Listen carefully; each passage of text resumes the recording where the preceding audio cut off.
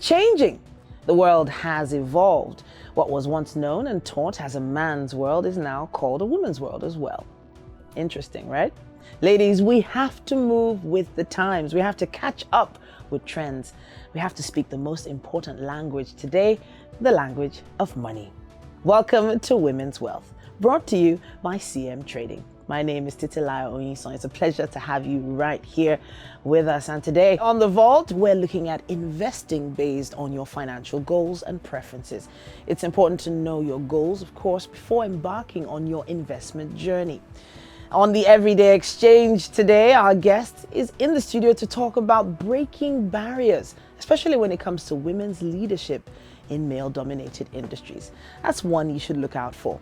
Also, on Women's Wealth Management, we're looking at a precious metal, gold. Did you know it's considered one of the most popular precious metals to invest in? I've done some investing in that myself. Then we'll touch down in the markets to see how they're faring today as well. After the break, we'll be looking straight into our commodity for the day on Women's Wealth Management. We will be right back.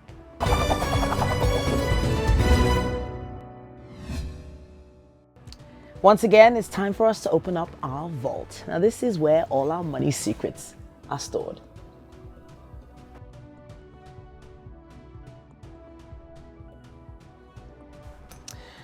Okay, so our money secret for today is an interesting one, a really interesting one. When we open up our secrets, it's important, especially this: invest on your financial goals and preferences. Here's why. Investing should align with your financial goals, risk tolerance, and preferences, so you need to set clear ones. Are you investing for retirement? Are you buying a home? Are you funding education? Or are you achieving some other specific objective? Each goal might have a different timeline, risk tolerance, and that might influence your investment choices. It's important to understand your risk tolerance and assess that tolerance honestly. Different investments come with varying levels of risk. So, diversify. It's key to managing your risk. You can spread your investments across different asset classes like stocks, bonds, real estate, or even alternative investments. Diversifying can help mitigate losses in case one investment performs poorly. Make sure you have an emergency fund. This is crucial before investing, as this fund should cover about 3 to 6 months worth of living expenses and should act as a safety net in case of unexpected events. And also consider your investment horizon, which is to say the duration for which you plan to keep your money invested. If you're unsure about where to start or create a tailored investment strategy, maybe consider getting advice from a financial advisor. They can help you align your investments with your goals and, of course, your preferences. On Women's Wealth, we connect you to seasoned experts where you can kickstart your investment journey. So just stick with us. Why not scan the QR code on your screen now and start your journey to your financial freedom today? Make sure you don't go anywhere. We're going to take a quick break. There's still much more on Women's Wealth.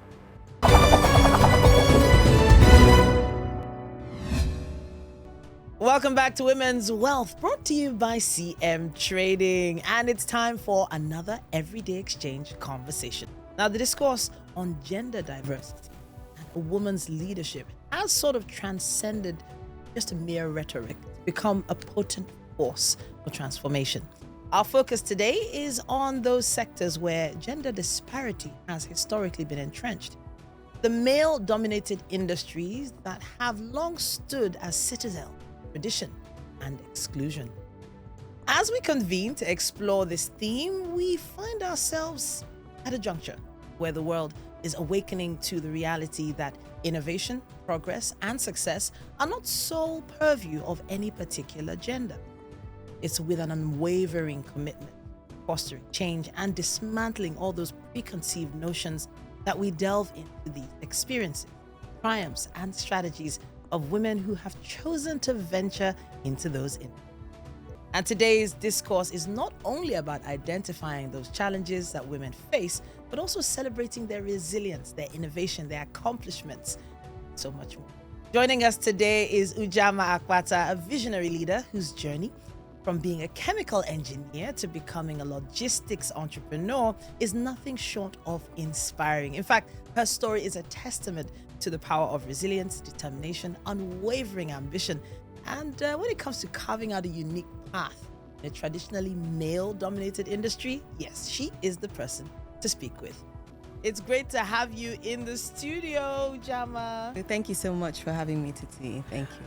All right. Now, honestly, I could go on and on about what you've been able to achieve with your team at J2G, or should we still call it Jand2Gidi? Jand2Gidi, yeah. Soon to be called something else. Okay. All right. All right. Well, we are definitely watching and looking out for that. But I have to say thank you for joining us, for taking out time on your busy schedule. Speaking of scheduling, logistics people, oh my goodness. I know that everybody has been shown small by logistics people. And everyone's had their own experiences with trying to bring in goods and services. You need to let us in on how that journey started. That's how I'm going to start this conversation. Talk to us. So we started off in 2013, and my partner and I had just moved back from the UK to Nigeria, and our biggest challenge was bringing things in. So we're always, tagging on to one relative or the other that wanted to bring things into the country. And after that, we decided to solve the problem for ourselves. And in solving that problem for ourselves, we found that there was a bigger market, and we solved that problem for other people. So we started with the UK to Nigeria, which is why it's called Jand2Gidi. Yeah. And then we expanded to the US, Canada, China. We started doing local deliveries, nationwide deliveries, mover services, and exports of items. So it just started on a small scale, just in our office space. We used to work together. And in our lunch breaks, we would start, drafting out the business model, run downstairs to do deliveries, use our own personal cars. Oh, it was crazy, but happy to be here. Honestly, 2013 till now, that's 10 years. 10 years of being in an industry that, goodness me, even now, it's challenging even thinking of importing or even purchasing something abroad and how to get it here in a time when technology is so much more accessible. Technology was not as accessible. Even the internet was a little sketchy in 2013. Some of those challenges, let us in on some of those challenges. So I think one of the major challenges back then was the fact that there weren't that many delivery companies. So to handle the last mile deliveries, we had to outsource that to small companies. And like I said, we actually used to do deliveries ourselves. So that was one of the major challenges. Another one was in funding. Okay. Now, I think as women, we were a bit skeptical about raising investments. So we tried to do everything ourselves. So we didn't think to raise funds early. So we grew organically just from the revenues from the business. So that also stalled in terms of expansion, because there's only so much you can do with your own organic growth. Another thing will be the exchange rate. When we started off, the exchange rate was about 250. Today, that's to the pound. Today, it's about 1,200 or 1,180 or something. So that has also affected customers' buying power. Sure. The also hiring the right team, hiring the right riders has been a challenge. Hiring people that have your vision as well to run with you. Those are things that we faced over the years. Honestly, but 10 years later, you're still here, you're expanding and you're branding. But then let's touch on the issue of managing such a platform, especially male-dominated space. Now, of course, we are called Women's Wealth, and your team, being run by women, must have come across some really interesting challenges. I know that a little birdie told me that your company was almost even, sold to one of such bodies. You want to let us in on how that happened? Yeah, so I think about 4 years ago, we were approached by an investor that was interested in buying the business. And one of the things that struck us was the fact that we hadn't raised before, so we were super excited about it. And he was willing to put money into the business. Well, not put money into the business, buy us off and make us CEOs in the company. Oh, okay. So as we started doing our due diligence, which I advise everyone to do your due diligence, have people around you that can advise you.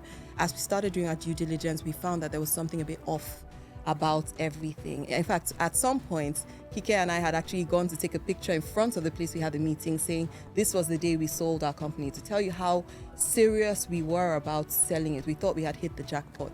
But after doing our due diligence, we found out that, this wasn't meant for us, and we held back. So that was I think we missed a bullet. Honestly, I can only imagine the dynamics that you had to face. Obviously, once you've gotten to a certain point, fatigue tends to set in. But then as women, and I say as women, we have this sort of superwoman thing going on. We want to do it all. We want to make sure that every aspect of the business is covered. We sometimes tend to micromanage well.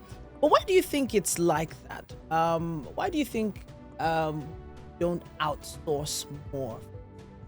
I think as women, we like to be in control, and we sometimes think that nobody else can do it better than we do. Okay. And that is our biggest challenge. So what we found early on is outsourcing things helps you run a business better. So for example, with our delivery bikes, we struggled with managing the riders. We struggled with managing the bikes. A rider can come to you today and tell you the spoke and chain is broken. Wow. And to be honest, you don't know whether he's lying or not. So what we decided to do at first was to outsource that arm of the business. So we have somebody else that runs it even till date. So I think it's about 5 years on now. Wow. And it's just made our lives easier. We don't have to think about the riders or the bikes. The business just runs. Okay. An accountant, you can't manage your books yourself. Outsource your accounting if possible. Outsource your HR if you can afford to do it, and when you can afford to do it. It makes life easier. Okay, so now it feels like there is a challenge. It feels like women feel challenged to be better or get to a particular point further or faster than maybe their male counterparts. And in an industry like yours, especially with logistics, started in a time where there were probably almost no logistics companies run by women at the time. So let's talk a little bit about some of the strategies that you had to put in place to make sure that you stood out.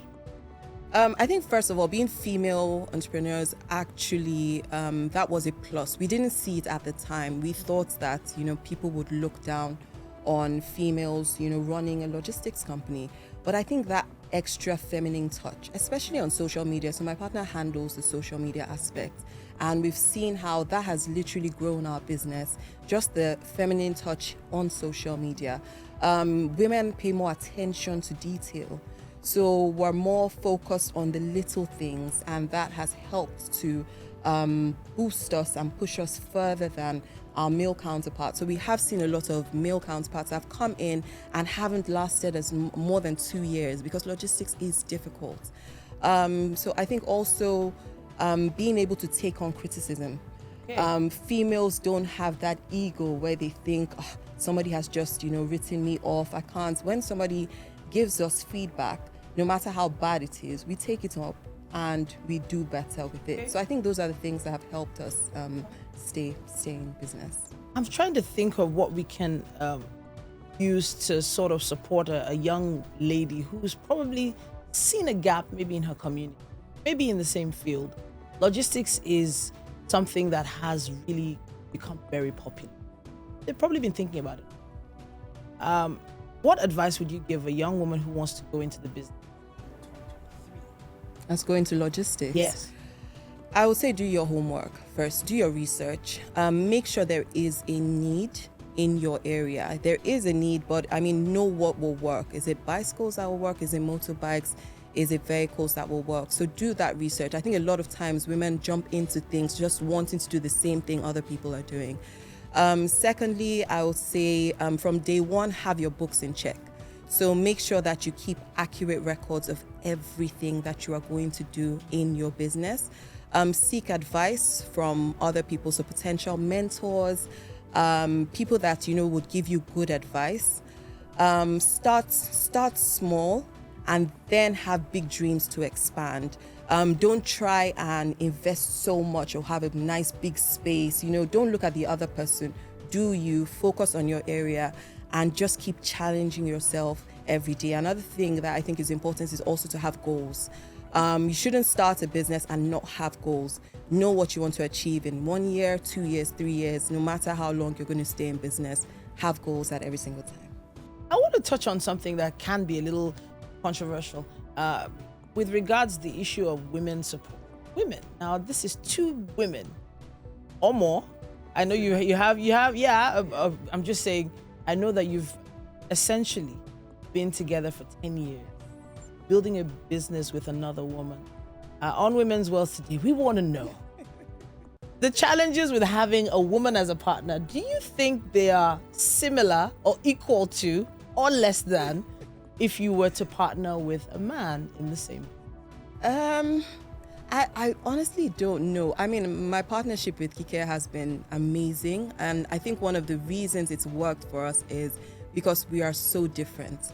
Okay. So she's more extroverted, I'm more introverted. She's a lawyer, I'm an engineer. So in terms of writing, she knows how to do it perfectly. In terms of numbers, I'm good at that. So we bring separate skills into the business.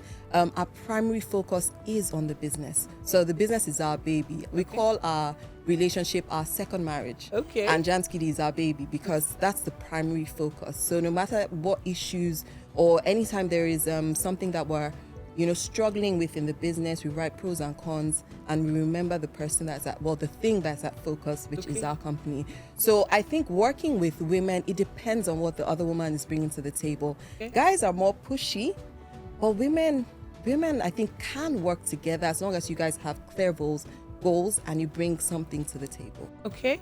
I hear everything you're saying, but I know you've had to answer this question before. People are often the first to say, you know what, I don't think I could work. I think I would probably do better getting on a male counterpart. Why? Maybe because they want to avoid some of, we use the term stigma that comes with entering specific places, going to the ports, going to NACO, carrying boxes. I know you've probably had to do some of the heavy lifting with your hands before. How have you been able to deal with that?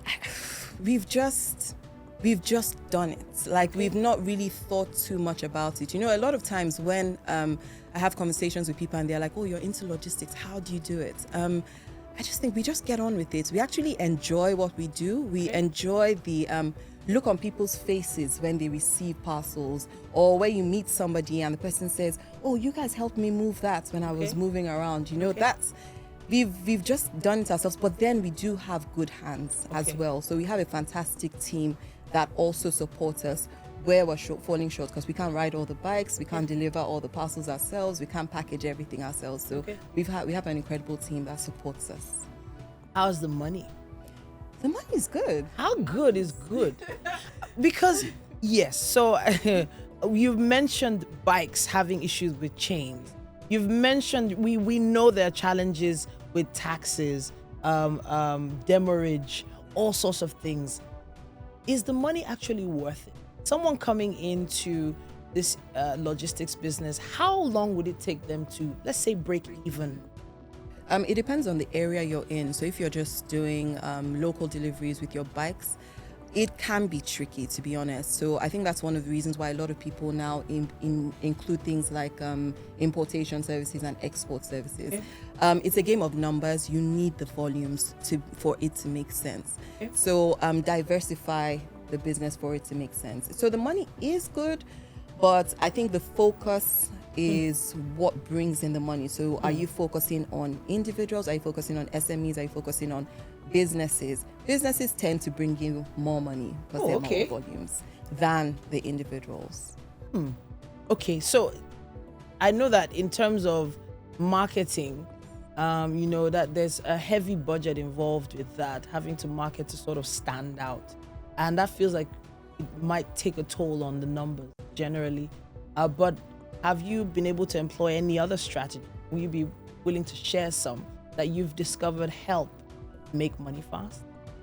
I would say when you provide a good service, word of mouth helps you get more business.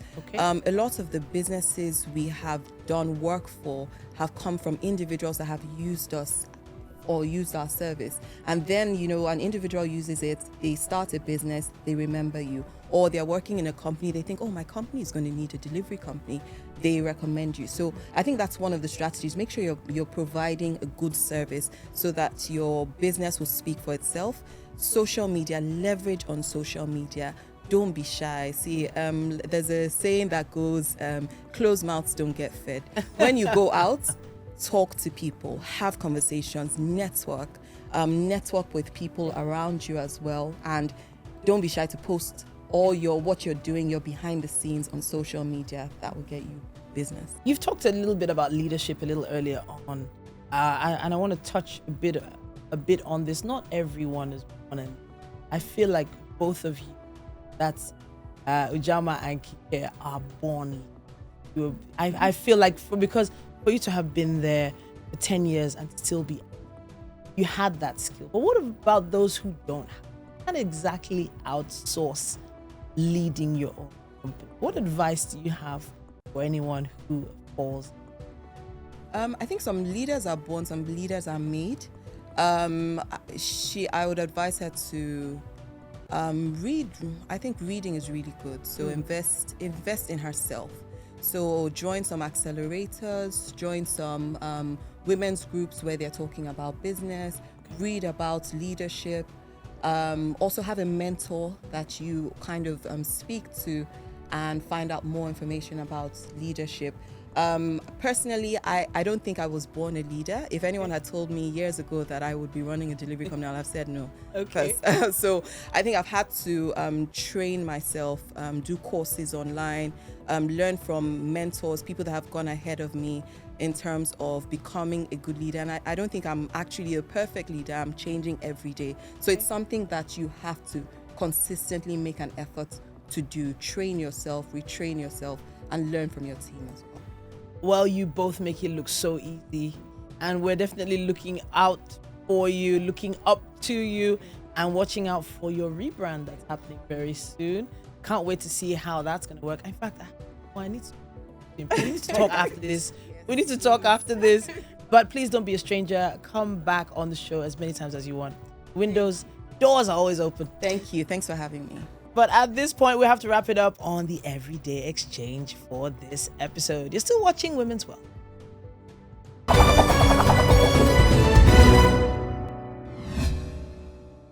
You're watching Women's Wealth, brought to you by CM Trading. My name is Titilayo Oyinsan. Thanks for joining us. We're on to Women's Wealth Management, and we're looking at the aspect of commodities that women can invest in. And our investment option for the day is in the metals, particularly gold.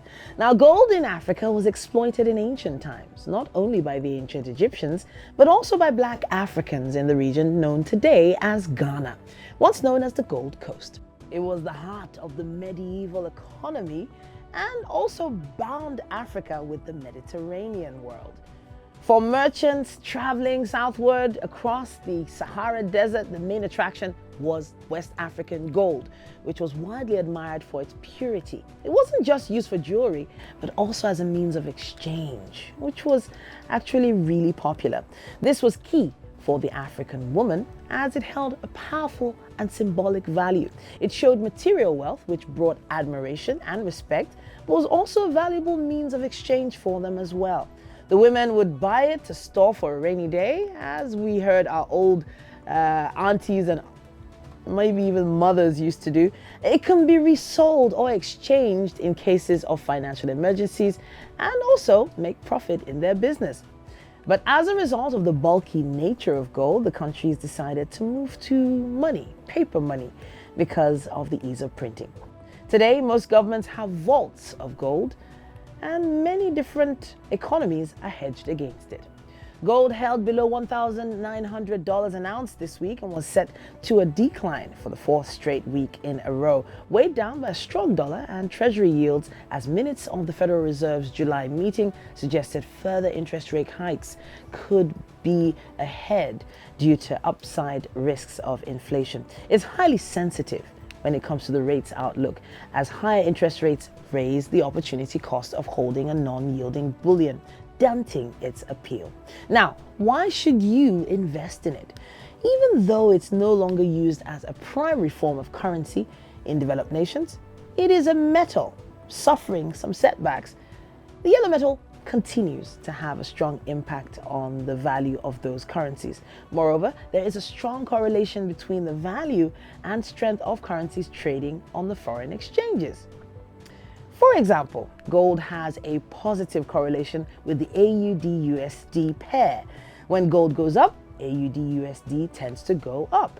When gold goes down, AUD-USD tends to go down. Historically, AUD/USD has had a whopping 80% correlation to the price of gold.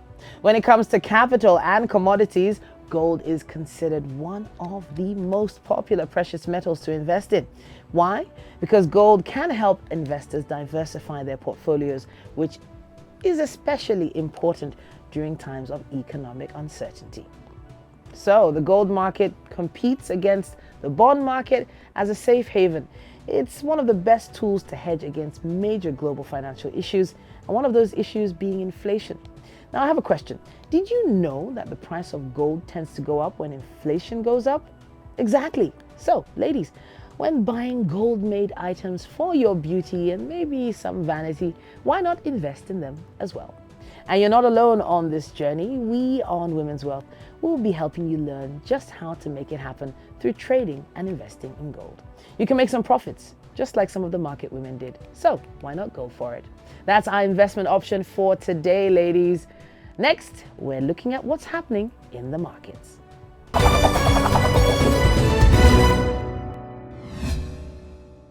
It's time for us to find out what's happening in the markets. Are the markets in the green or in the red? Let's find out from Dr. Fred. Hello ladies, thank you for the opportunity to contribute to your journey in taking control of your finances. My name is Fred Razak, Senior Trading Strategist here at CM Trading, and I'm here to answer your questions about finance and trading the financial markets. So the first question we have on the floor is, how much capital do you need to start trading Forex? And what are some of the key costs involved? So, in essence, trading the financial markets and setting up an account at CM Trading, we do something that most financial brokers do, is we leverage your account, which means you're able to control a larger amount of money with a good faith deposit.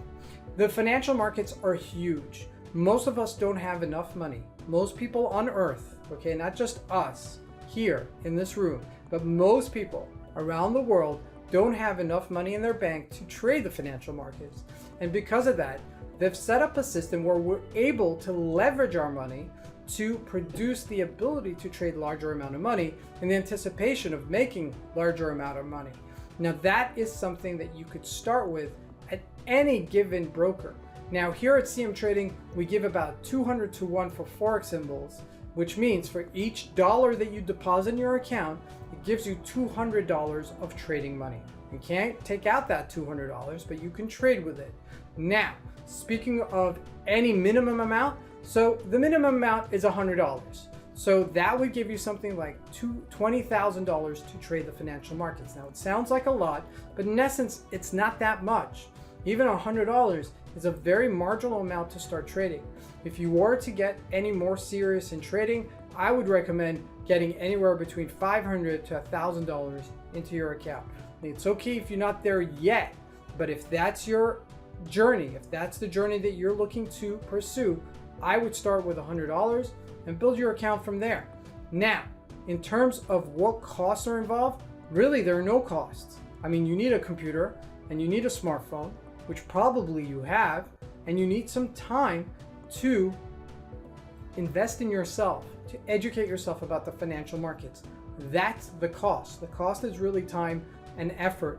Now, with that said, there are no costs in terms of trading, but there is the cost of purchasing the spread. Okay, so to facilitate the trade, we don't charge you a fee, but you pay the spread, meaning that if there's a currency that is traded between 5.03 and 5.07, you're purchasing it at 5.07.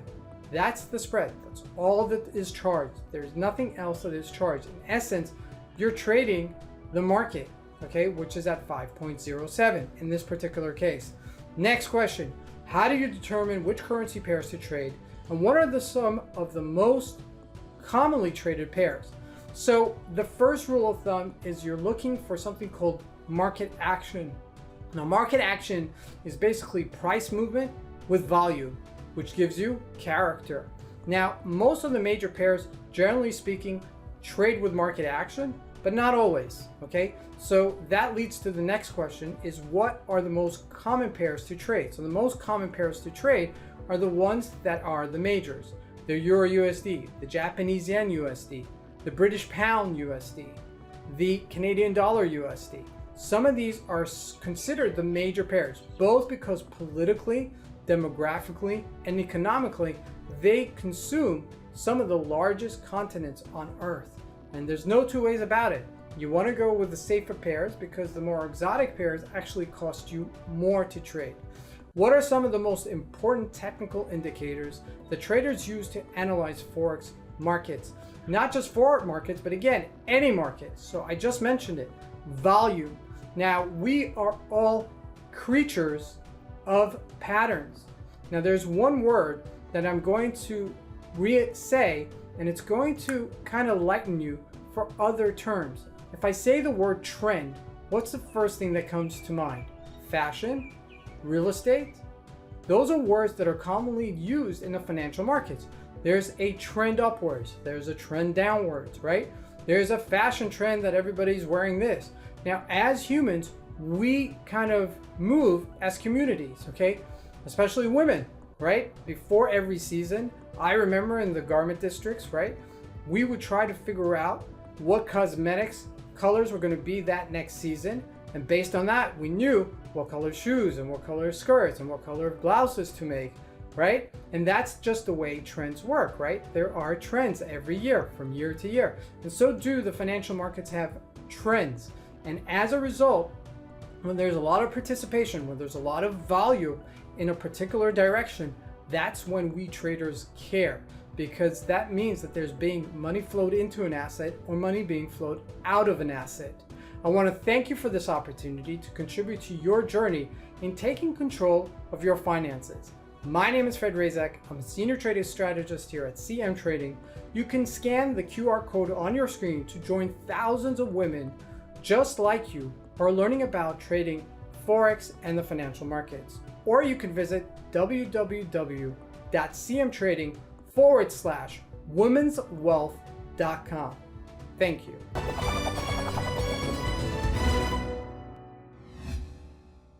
We've come to the end of this episode of Women's Wealth. Follow us on our social media platforms at Women's Wealth on TV. My name once again is Titilayo Oyinsan. Bye for now.